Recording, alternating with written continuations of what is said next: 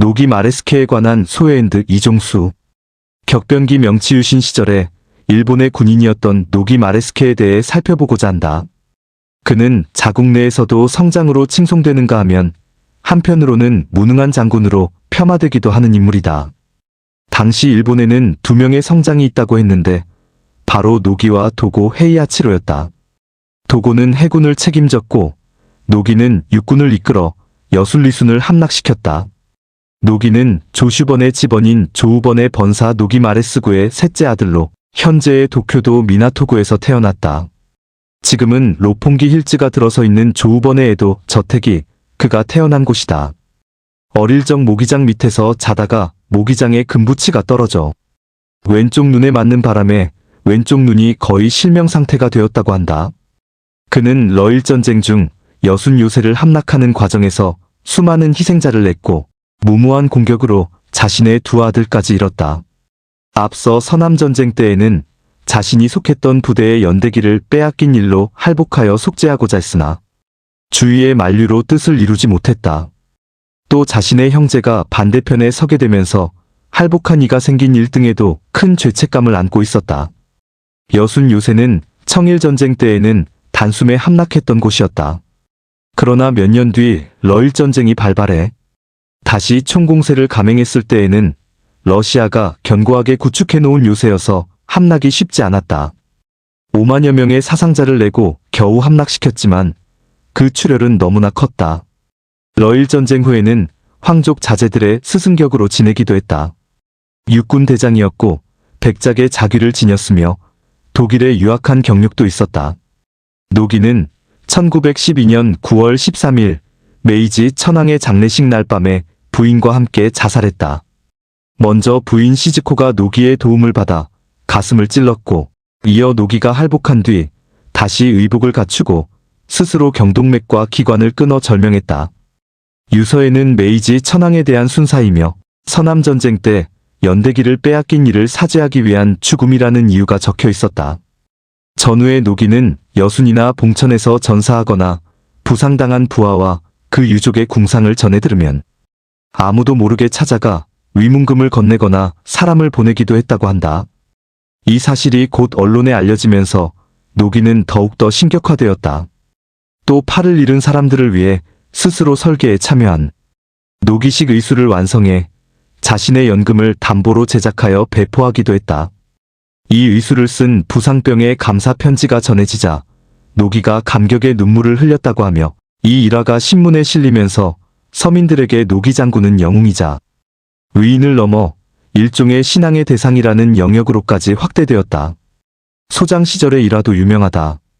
가나자와 거리에서 점괘를 파는 소년을 본 노기는 소년이 아버지를 여의고 어릴 때부터 일가의 생계를 꾸리고 있다는 사실을 알고 당시로서는 큰돈인 이엔을 건넸다.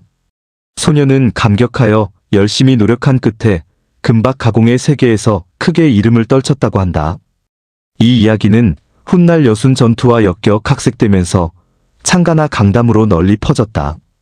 러일 전쟁에서 아들을 잃고 많은 희생자를 낸 데 책임을 지고자 노기는 할복을 원했다. 하지만 메이지 천황이 이를 제지했고 잃은 아들 대신 학생들을 제 자식으로 여겨 훈육하라며 그를 학습원 원장에 임명했다. 우는 아이에게 노기 장군이 온다고 하면 금세 울음을 그쳤다는 이야기가 있는가 하면 먹기 싫다고 음식을 남기면 다 먹을 때까지 그 음식만 준다는 관행을 낳기도 했다. 그에 대한 일화는 수없이 생겨났고 그는 신격화되고 우상화되었다. 노기 백작가는 성장한 아들이 모두 전사한 데다 장녀와 셋째 아들마저 요절했다.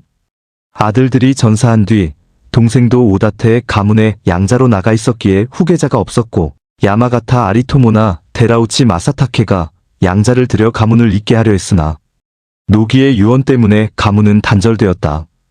그러나 노기 부부가 죽은 지 꼭 3년 뒤인 1915년 9월 13일 노기 가문의 옛 주군인 조우번주의 후에 모리모토 토시의 둘째 아들이 백작이 되어 성을 노기로 바꾸고 새로운 노기 백작가를 세웠다.